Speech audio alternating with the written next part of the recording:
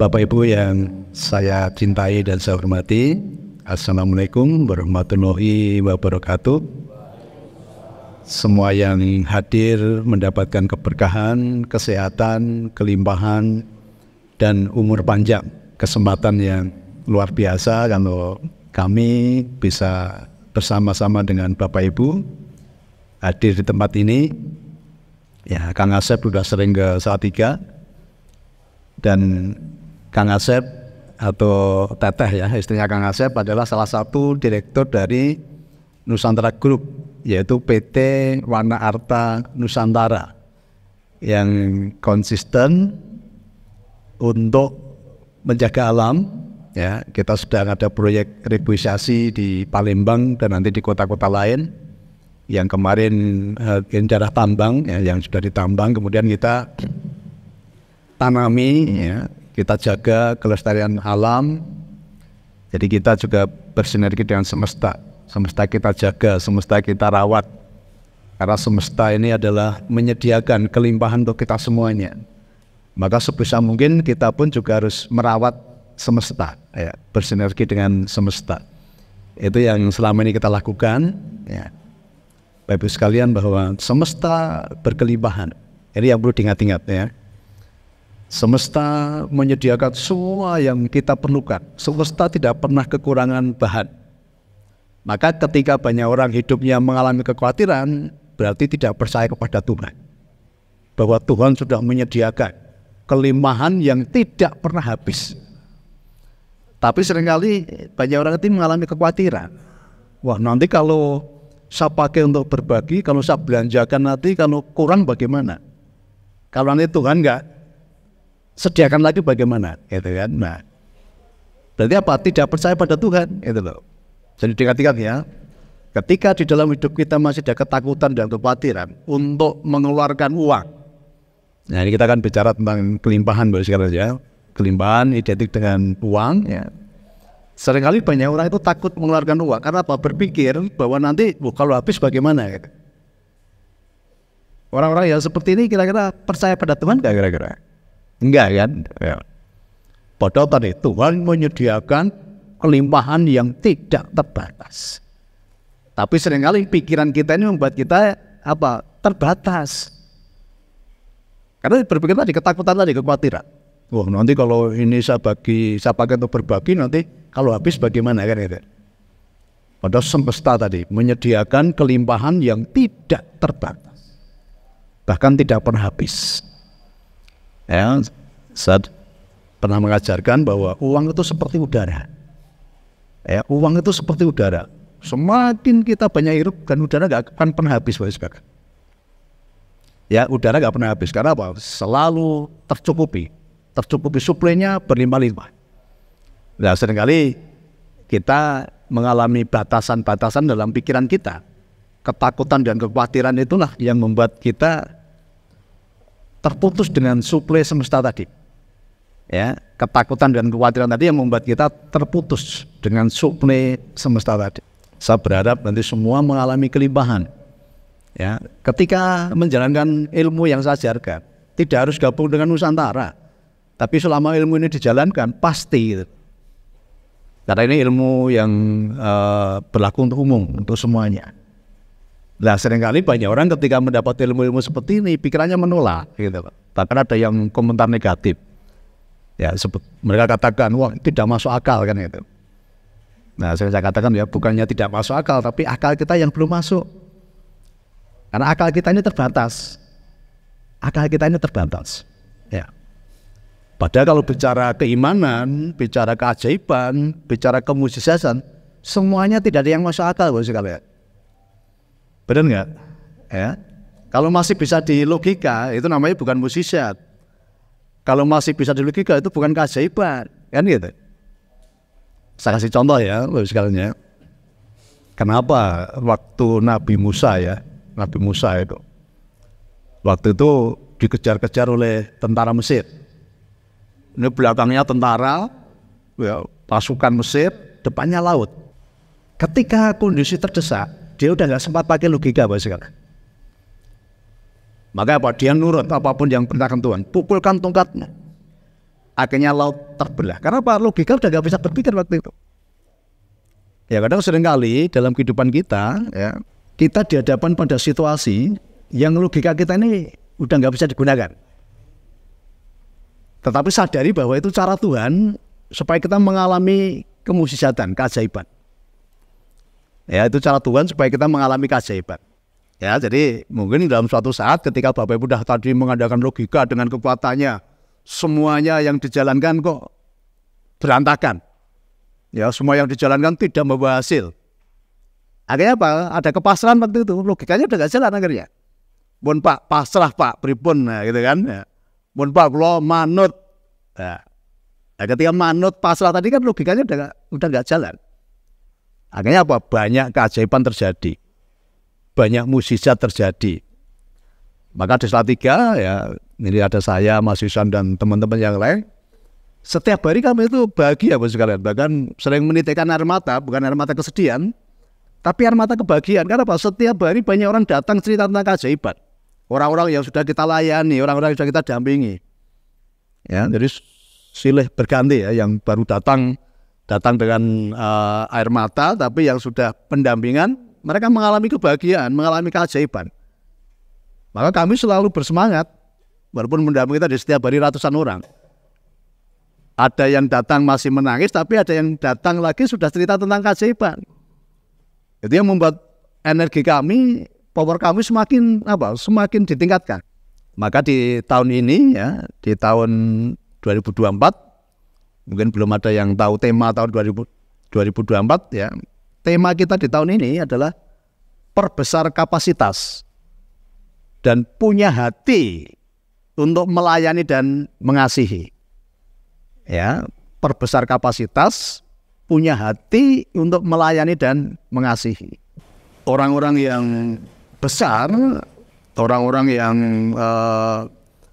berjiwa besar adalah orang yang punya hati untuk melayani dan mengasihi. Jadi setiap hari kerinduannya apa? Melayani dan mengasihi. Gitu Pak Saudara. Kami di pusat setiap hari hati kami cuma itu aja. Melayani dan mengasihi, melayani orang-orang yang sedang terpuruk, melayani orang-orang yang sedang susah, dan mengasihi mereka, menyalurkan kasih. Ya, menyalurkan kasih itu. Karena banyak orang ternyata perlu sentuhan kasih Bapak sekalian. Karena apa? Dunia sudah diwari dengan apa? Egoisme. Tadi banyak orang mengalami ketakutan dan kekhawatiran. Akhirnya apa? Egonya yang muncul. Karena dipenuhi dengan ketakutan dan kekhawatiran. Ternyata orang-orang yang ego itu orang-orang yang dipenuhi dengan ketakutan dan kekhawatiran gitu. Nah makanya kami belajar untuk ego. Ya, di dalam hati kami cuma ada dua hal. Bagaimana kita melayani dan mengasihi. Jadi kemarin kami perjalanan dari hari Rabu Bapak sekalian ya, kami ke Jakarta, kemudian ke Bandung untuk pembangunan rumah dan Tuhan sediakan tadi, Tuhan sediakan, semesta sediakan pintu-pintu rezeki yang banyak. Karena apa? Dalam hati kami ada kerinduan tadi, melayani dan mengasihi. Namanya mengasihi itu apa? Memberi. Ya, kita ngomong kosong kalau bicara punya kasih tapi nggak pernah memberi, nggak pernah ada yang keluar dari dalam hidup kita, gitu loh.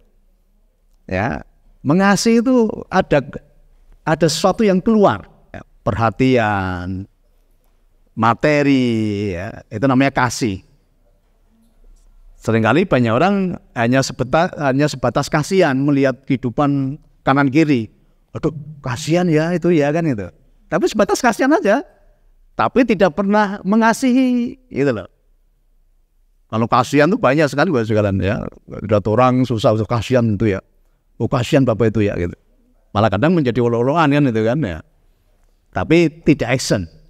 Karena kasih itu adalah tindakan, bukannya sekedar ucapan gitu loh. Ketika melihat orang yang sedang kesusahan ditolong. Ya, tadi pagi saya nginep di hotel apa kan? Kenyal Jaya. Ya, saya jalan kaki Pak ya, jalan kaki. Ke mana ke arah yang itu tentara itu. Kamu jalan kaki Pak ya. Itu yang sering saya lakukan setiap hari ya. Sering di pagi hari jalan kaki. Sama tadi ketemu ibu-ibu tua gitu bawa gendongan gitu. Bu, jualan apa saya bilang. Tadi mungkin kaget saya sapa ya kok. Itu. Karena saya berbagi, berbagi. Ya. Tadi ibu berkaca-kaca. Gitu. Ya, kerinduannya seperti itu. Ya. Jadi nggak hanya sebatas kasihan, tetapi bagaimana kita mengasihi. Mengasihi itu action. Dan ternyata tadi semesta berkelimpahan. Nah, seringkali ketika kita mau action tadi, kita berpikir tadi, nanti kalau habis bagaimana? Kalau kurang bagaimana, kan gitu. Nah, berarti kira-kira tadi kan saya katakan berarti apa? Bapak Ibu tidak percaya sama Tuhan. Bahwa Tuhan menyediakan tadi berkat yang berlimpah-limpah, kan gitu. Nah, itulah yang menghambat kelimpahan itu terjadi. Kenapa? Kekhawatiran dan ketakutan kita. Nah, jadi saya berharap ya semua keluarga besar di Nusantara punya sikap yang sama. Jadilah saluran berkat bagi kanan kirimu, bagi saudaramu, bagi tetanggamu. Dan tentunya ini penting ya, dimulai dari keluarga dulu. Ya, untuk suami-suami jangan pelit kepada istri. Ya, ini penting ya. Ini ibu-ibu seneng, wah dipilo aku rupanya kau ya. Ya, untuk suami-suami jangan pelit pada istri. Juga terhadap anak-anak ya, terhadap anak-anak. Jadi apapun untuk keluarga diutamakan dulu. Keluarga diutamakan dulu. Nah, kalau kita sudah punya sikap hati seperti itu, anak-anak pun melihat, oh suamiku ternyata kaya, bapakku ternyata kaya. Berarti apa? Aura kelimpahan sudah dibangun di tengah-tengah keluarga itu. Nah, seringkali kepala rumah tangga, suami-suami ini terlalu pelit kalau ke istri sama anak. Ya, kalau ke yang lain enggak, ini. Kalau ke yang lain enggak. Ya, makanya kita ajarkan kepada santri-santri saya, untuk istri silahkan. Kalau dia mau ke salon kasih uang, kalau mau dia perawatan apapun kasih. Ya, ini dengan bapak ini ya, jadi jangan yang lain yang dikasih istri dasternya bolong-bolong kan gitu. Ya, pokoknya untuk istri kasih yang terbaik, untuk anak kasih yang terbaik. Dimulai aura kelimpahan dari keluarga dulu. Karena kalau istri dan anak-anak melihat suami yang tadi seperti itu, mereka melihat apa? Oh, bapakku ternyata berkelimpahan. Ya, nah seringkali bapak-bapak kan ngomong gini, tahu nggak, cari uang itu sulit kan gitu. Istri sama anak ngomong, oh bapakku miskin ternyata kan gitu kan. Berarti apa? Aura kemiskinan yang dibangun kan gitu. Ya, kelimpahan dimulai dari keluarga dulu. Ya. Pokoknya ini yang saya dulu sering kasih nasihat ini bagi kucing-kucing garong gitu kan. Pokoknya kasih istrimu uang untuk berdandan seperti yang di luar sana. Karena banyak orang kan tertarik pada orang yang berdandan di luar sana kan. Ya, sekarang kasih istrimu untuk berdandan itu loh. Ya, mau apa aja turutin aja. Ya, mau keramas yang harga 1 keramas 1 juta turutin. Pokoknya kelimpahan dimulai dari keluarga dulu. Percuma kita membantu yang lain, tapi ternyata di keluarga kita tidak menjadi berkah kan. Ya, istri juga gitu, istri juga berlaku yang sama, melayani suami. Anak-anak juga berlaku yang sama, membangun kelimpahan di tengah-tengah keluarga dulu. Ada di keluarga, nanti baru ke tetangga, saudara, kanan kiri kan itu. Nanti kalau gerakannya sama, nanti kita membangun kelimpahan dan kesejahteraan untuk lingkungan, untuk kota itu mudah bos sekalian ya. Banyak orang tuh pengen membangun mengatakan pengen merubah bangsa dan negara. Ya, perubahan itu dimulai dari keluarga dulu. Percuma kita ngomong pengen merubah bangsa dan negara di keluarga, ini nggak jelas ya. Ya, kalau keluarga-keluarga nanti sudah berubah, keluarga-keluarga sudah mengalami kesejahteraan, ya nular ke tetangga kanan kiri, ke lingkungan, ke kota, ya, baru bicara negara kan gitu. Nah, sekali banyak orang mimpinya ngubah negara tapi yang di dalam pun belum berubah kan itu ya. Perubahan harus dimulai dari diri kita. Suami mengasihi istri, istri mengasihi suami, orang tua mengasihi anak-anak, anak-anak mengasihi orang tua ya. Karena kasih itu penting. Esensi dari ketuhanan adalah kasih. Ya, kasih itu memberi, kasih itu menyediakan, kasih itu melayani kan itu. Dan esensi dari ketuhanan, esensi dari keyakinan apapun itu adalah kasih. Percuma kita ngomong, wah aku punya keyakinan yang bla bla bla, berarti kasihnya nggak ada. Kasih itu bukan mengikat segalanya. Maksudnya kasih kan bersyarat ya. Kalau mengikat itu bersyarat. Ya aku akan berikan kamu tapi kamu harus begini ya, itu mengikat. Ya. Kasih tidak mengikat. Ya, kasih tidak bersyarat. Tetapi kasih itu memberikan sayap untuk kita semua bisa terbang tinggi. Ya, untuk bisa menemukan kehidupannya. Nah, seringkali banyak komunitas, banyak kepercayaan kasih tapi mengikat gitu loh. Diikat. Tidak boleh ini, tidak boleh itu kan. Kalau ke sana nanti dibilang ini. Kalau ke sana dibilang ini kan itu mengikat. Itu bukan kasih. Ya. Justru kasih itu memberikan sayap untuk kita semua bisa terbang tinggi, bebas, lepas. Untuk apa? Menebar kebaikan. Selama ada kasih, tidak akan pernah orang tanya kamu dari golongan mana. Karena kasih itu menyatukan. Kasih itu membawa kebaikan-kebaikan dan kedamaian. Maka tema tahun 2024 ya, perbesar kapasitas, melayani dan mengasihi. Itulah sejatinya esensi dari semesta, esensi dari ketuhanan, esensi dari kehidupan. Dan kasih diperlukan justru di saat kondisi sedang tidak baik-baik saja. Kalau kita mengasihi orang yang baik dengan kita, itu wajar bagi kalian. Ya kan? Kalau saya baik dengan orang yang baik dengan saya, itu wajar. Semua orang bisa. Tapi bagaimana kita bisa baik dengan orang yang tidak baik dengan kita? Itu baru namanya kasih yang sejati. Karena kasih tidak ada embel-embel tadi ya. Kasih tidak ada syarat. Itu siapapun yang datang ke kita, maknai bahwa itu sedang dikirim Tuhan untuk kita bisa menyalurkan kasih tadi. Baik orang itu menjengkelkan atau mungkin merugikan ya. Tapi itu cara Tuhan untuk kita praktek kasih tadi. Kalau kita kasih dengan orang-orang yang baik aja itu hal yang biasa itu. Tapi suatu saat ya kalau Bapak Ibu nanti mungkin akan dikirim orang-orang yang menjengkelkan. Datang dalam kehidupan Bapak Ibu semua. Tapi itu cara Tuhan untuk mengetahui apakah kita sudah ada kasih atau belum. Orang-orang yang menjengkelkan kita layani dengan baik. Kita sambut dengan baik kan itu. Ya. Ini teorinya, banyak orang katakan teorinya mudah Pak, prakteknya gitu ya. Ya tapi kan harus praktek supaya kita tahu sudah ada kasih atau belum kan gitu kan. Ya harus praktek kan gitu. Kenapa semesta berkelimpahan? Karena semesta melayani kita semua Bapak sekalian ya. Semesta itu melayani. Semesta itu setiap harinya melayani dan mengasihi. Ya kemarin saya katakan apa? Kayak matahari setiap hari melayani kita semua. Ya terbit di pagi hari melayani semua makhluk ciptaannya. Dan mengasihi, semua dikasih yang sama, tidak dibeda-bedakan. Ya, wah ini Sumedang tak kasih sedikit, enggak. Ya, semuanya dikasih sama. Kan gitu. Melayani ya. Kemudian tanah, melayani yang sama. Semua ditumbuhkan, tumbuh-tumbuhan, makanan ya, gitu kan. Semua dikasih, dilayani semua. Dan semua dikasih yang sama, tidak dibeda-bedakan. Ya, semesta itu hanya melayani dan mengasihi. Dan orang-orang yang punya hati melayani dan mengasihi itulah orang-orang yang terbesar di muka bumi. Ya, pemimpin agama, nabi-nabi itu kerjanya cuma apa? Melayani dan mengasihi. Dan mereka menjadi tokoh-tokoh sampai sekarang diingat, sampai sekarang diikuti. Karena apa? Mereka cuma ada dua tadi, melayani dan mengasihi. Bahkan kepentingan diri sendiri kadang dikesampingkan untuk melayani dan mengasihi banyak orang tadi. Nah, itu gerakan yang sama ya kita lakukan nanti di tahun 2024.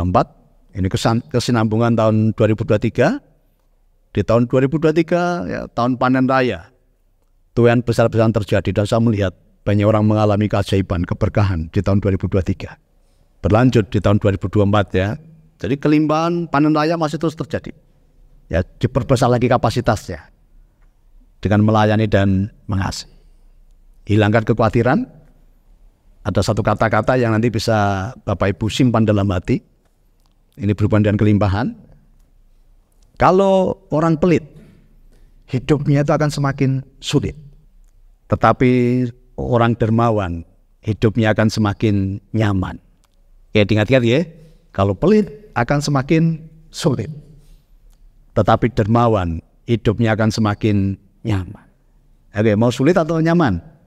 Ya, jadilah dermawan-dermawan bagi keluargamu, bagi lingkunganmu, bagi saudara-saudaramu. Dan pasti kehidupan akan menjadi nyaman.